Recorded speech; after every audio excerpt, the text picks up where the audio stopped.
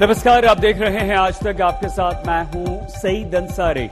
3 बजे के इस बुलेटिन की शुरुआत हम एक बड़ी खबर के साथ कर रहे हैं। मुकेश अंबानी उद्योगपति के बंगले एंटीलिया के बाहर विस्फोटकों से भरी एसयूवी मिलने के मामले में अब जांच में काफी तेजी आई है। मनसुख हिरेन की मौत के गुत्थे सुलझाने की जिम्मेदारी अब एनआईए को सौंप दी गई है। इससे पहले इस केस की जांच एटीएस कर रही थी, लेकिन अब एनआईए ही ये पता लगाएगी कि आखिरकार मनसुख हिरेन की मौत का कारण क्या था, कैसे ये मौत हुई।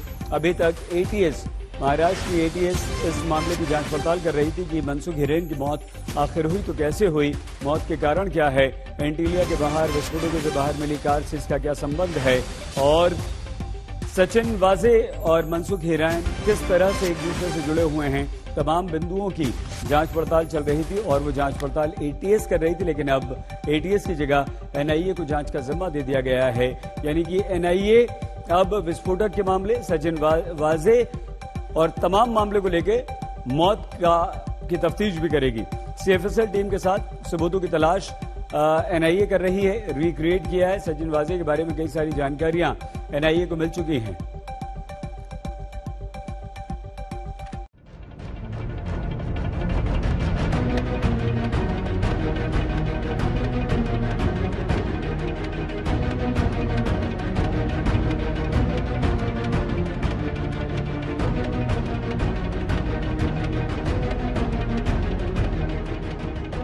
एंटीलिया के बाहर वही जगह, वही रास्ता जहां 25 फरवरी की रात जिलेटिन की 20 छड़ें रखी गई थीं। ये वही सीसीटीवी कैमरे हैं जिसके जरिए आई कई तस्वीरें आज एनआईए की जांच का सबसे बड़ा आधार हैं। और इस सीसीटीवी का ही कमाल था कि स्कॉर्पियो में सवार शख्स जिलेटिन की छड़ें छोड़कर जाता हुआ दिखा तो कैमरे में कैद हो गया। लेकिन पहचान बेहद मुश्किल थी, क्योंकि उसने खुद को पूरी तरह से ढक रखा था। जब इस चेहरे के पीछे सचिन वाजे के होने का शक गहराया तो जांच में जुटी एनआईए वाजे को क्राइम सीन पर लेकर पहुंच गई। वारदात के 22 दिन बाद क्राइम सीन पर ऐसा रिक्रिएशन किया गया। सवाल है कि आखिर इसकी जरूरत क्यों पड़ी। गिरफ्तार सचिन वाजे को एनआईए ने क्यों पीपीई किट पहनाकर ठीक उसी रास्ते पर चलाया। एनआईए सूत्रों के मुताबिक एंटीलिया के पास सीसीटीवी में कैद वो शख्स कोई और नहीं बल्कि सचिन वाजे ही थे। बीती रात एनआईए की टीम सीएफएसएल टीम के साथ मौके पर पहुंची। साथ में थे सचिन वाजे। उन्हें एक लंबा कुर्ता पहनाकर कई बार चलवाया गया। इस दौरान वहां आवाजाही रोक दी गई। करीब घंटे भर यहां जांच पड़ताल होती रही। हमने देखा कि सचिन वाजे जो है वो अपने जो सिविल ड्रेस पहने हुए थे वो उसमें उनको चलाया गया, लेकिन इस वक्त आप देख लीजिए उनको पीपीई किट पहना के उनको इस वक्त वापस चलवाया जा रहा है। अभी वो गाड़ी में थोड़ी देर पहले बैठे थे, गाड़ी में उनको वापस पीपीई किट पहनाया गया और वो उसी तरह से चलने के लिए उनको कहा गया है जैसे कि सीसीटीवी कैमरे में था।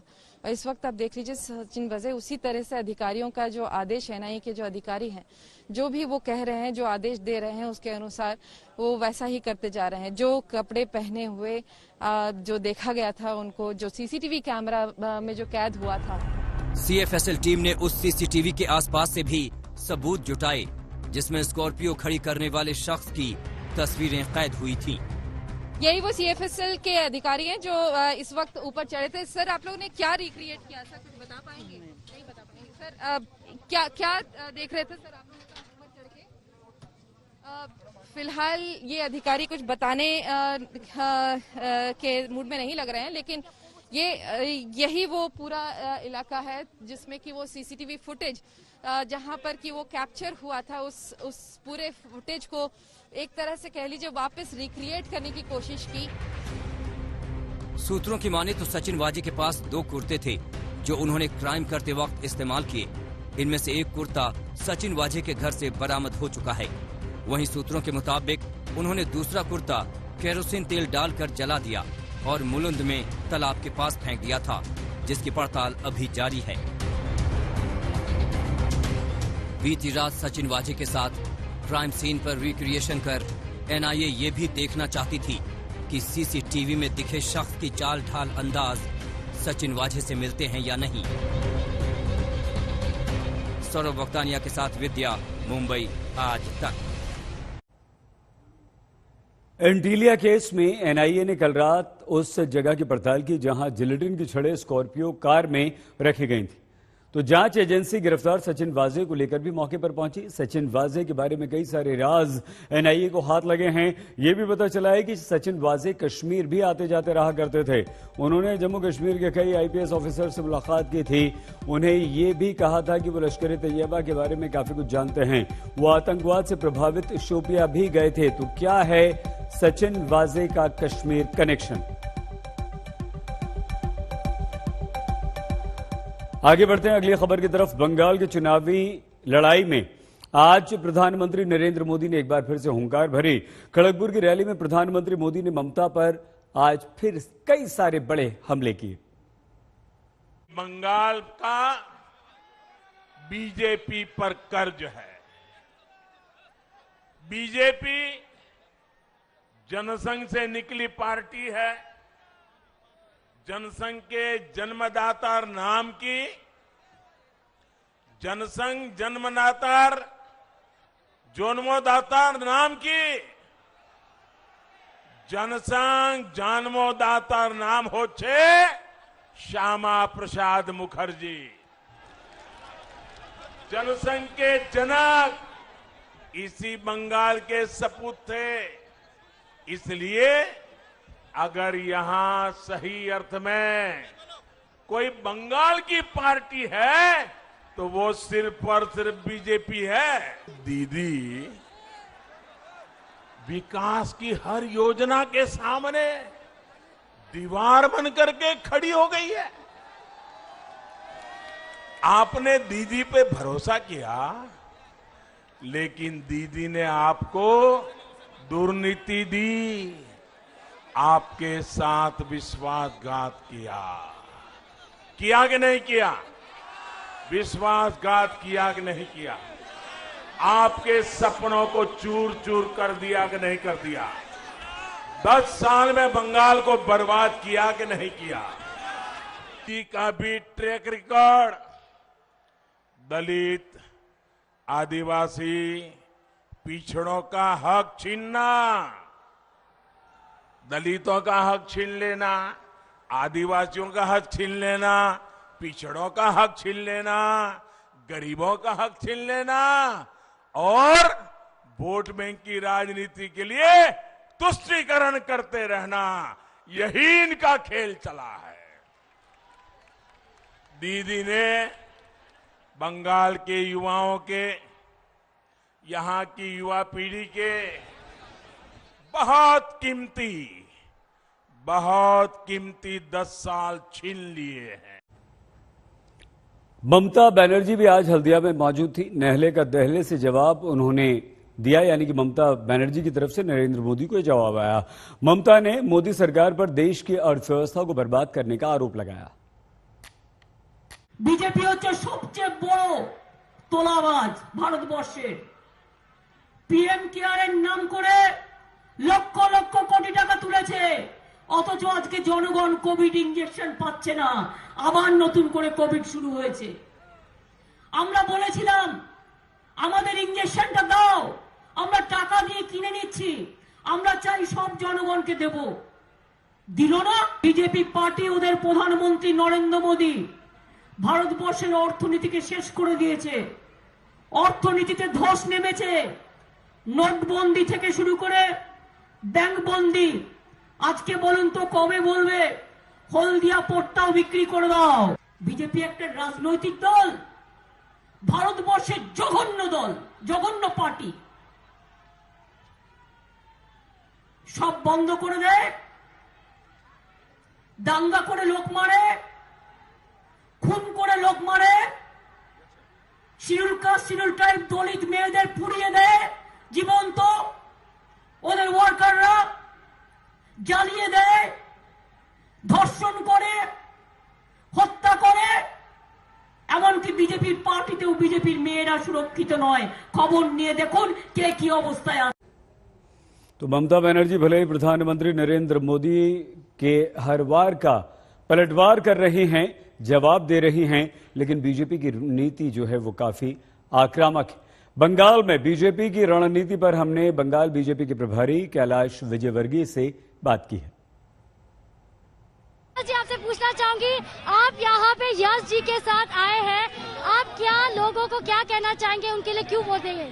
देखिए, बंगाल में विकास चाहिए, बंगाल में हिंसा की राजनीति समाप्त होना चाहिए, बंगाल में टोलाबाजी समाप्त हो, बंगाल में सिंडिकेट राज समाप्त हो, बंगाल में कोल माफिया, सेंड माफिया, गोरू माफिया, शराब माफिया, इन सब का साम्राज्य समाप्त हो और कम से कम शांति आए। 4 दशक से बंगाल हिंसा की राजनीति देख रहा है। भारतीय जनता पार्टी की सरकार आएगी, हिंसा की राजनीति समाप्त करेगी और एक ऐसा प्रजातंत्र यहाँ स्थापना करेगी जिसकी स्थापना के लिए पूरा बंगाल तरस रहा है।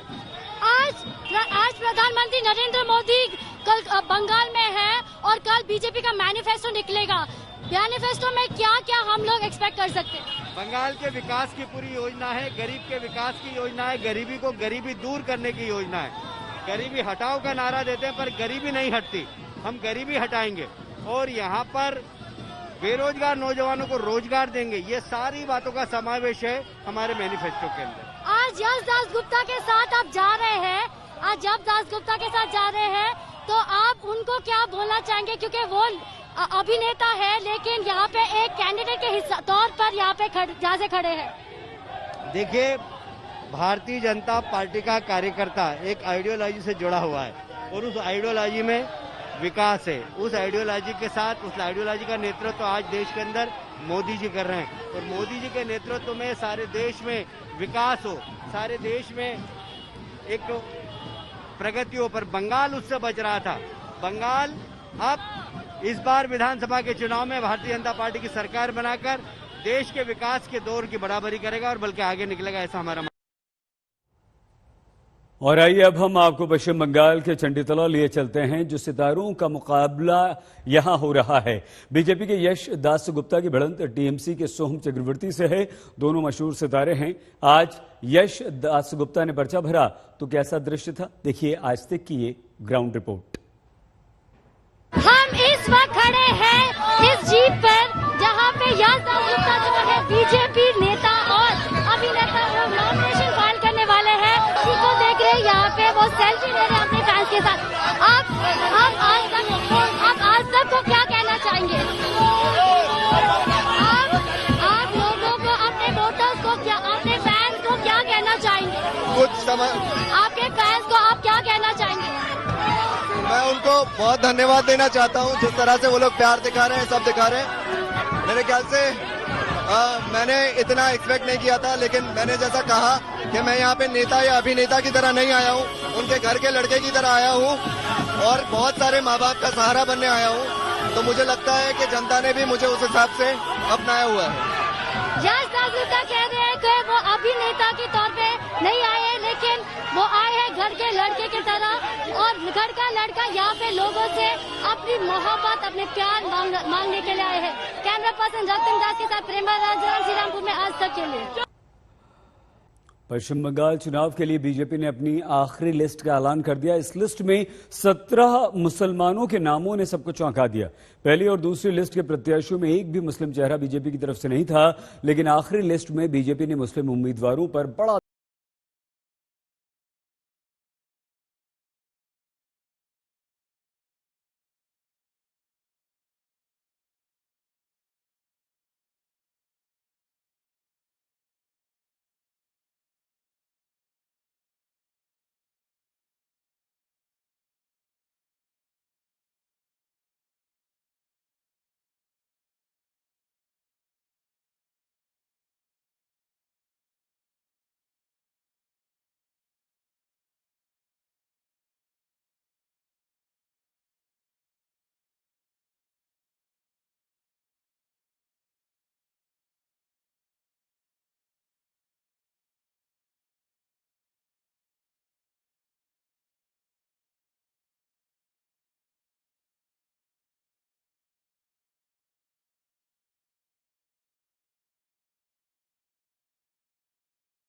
बीजेपी के उम्मीदवारों की सूची में साफ नजर आ रही है, जिसमें एक दो नहीं बल्कि 17 मुस्लिम प्रत्याशियों के नाम है, जबकि पिछले चुनाव में बीजेपी ने सिर्फ 6 मुस्लिमों को टिकट दिया था।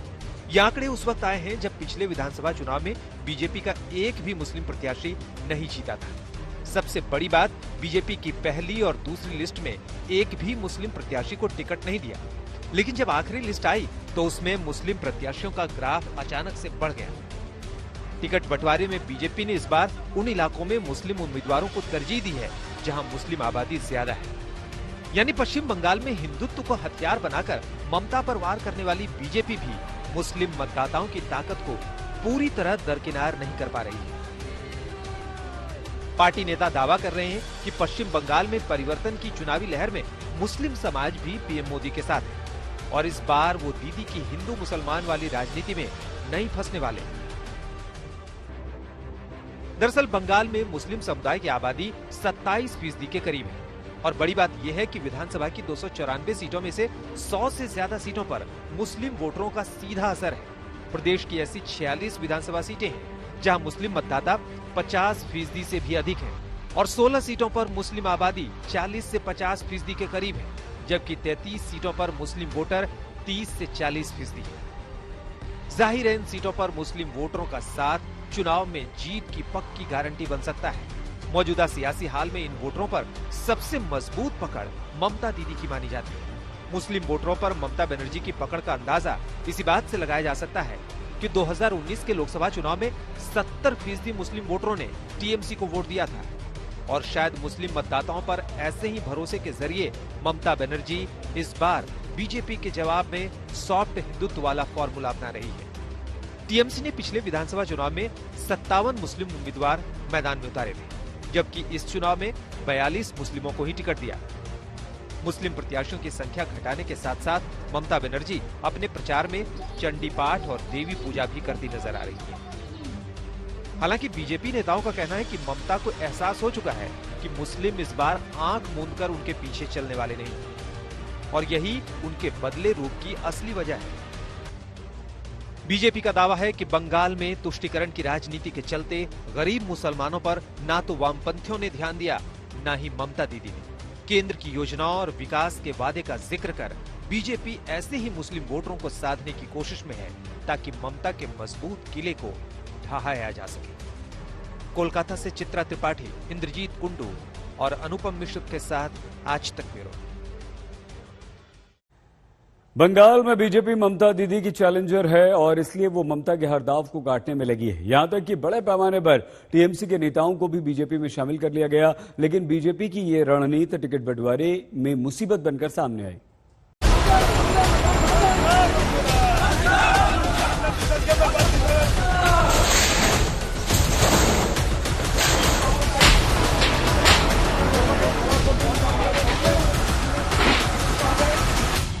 बंगाल में बीजेपी ममता दीदी से लड़ रही है, लेकिन टिकट बंटवारे का गुस्सा ऐसा है मानो बीजेपी ही बीजेपी से लड़ रही है।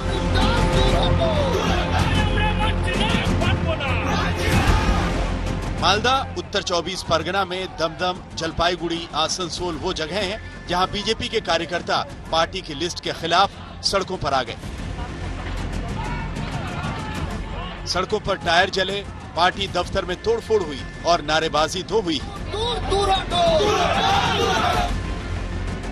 बीते कुछ हफ्तों में टीएमसी के नेता जब छोड़कर बीजेपी में आ रहे थे तो पार्टी इसे बंगाल में अपनी अंडर करंट का सबूत बता रही थी, लेकिन पार्टी के पुराने कार्यकर्ताओं के इस विद्रोह ने बंगाल से लेकर दिल्ली तक बीजेपी को चिंता में डाल दिया है। टिकिट देवे पार्टी एमएलए हब सम्भव नय, जे कटा सीट से कजन टिकिट पाबेन ताई पेयेछेन, तारा सभी आमादेर হয় कार्यकर्ता सिम्पैथाइजार বা যারা भारतीय जनता पार्टी झंडा धरे बांगलार उन्नयने साथी होते चान एरकम लोकेरा তাদের আমরা স্বীকার করেছি, যাদের জিতার সম্ভাবনা আছে বেশি তাকেই পার্টি।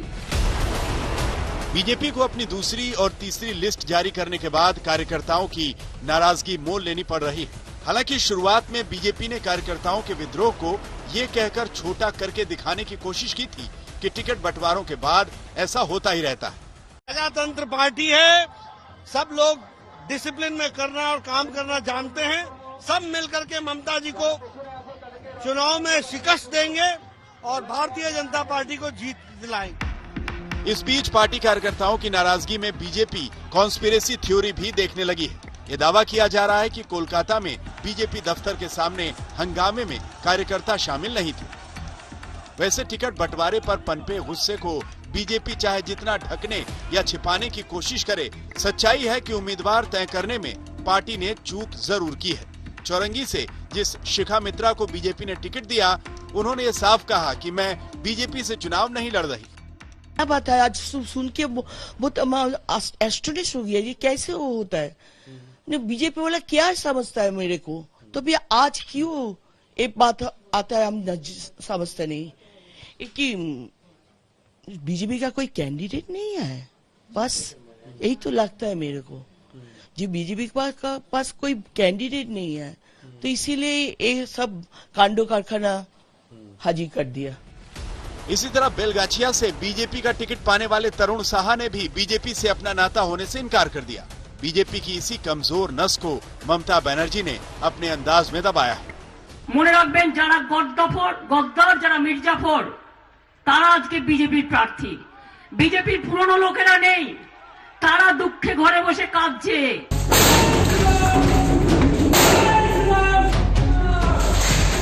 कोलकाता से सूर्याग्नि रॉय के साथ आज तक ब्यूरो।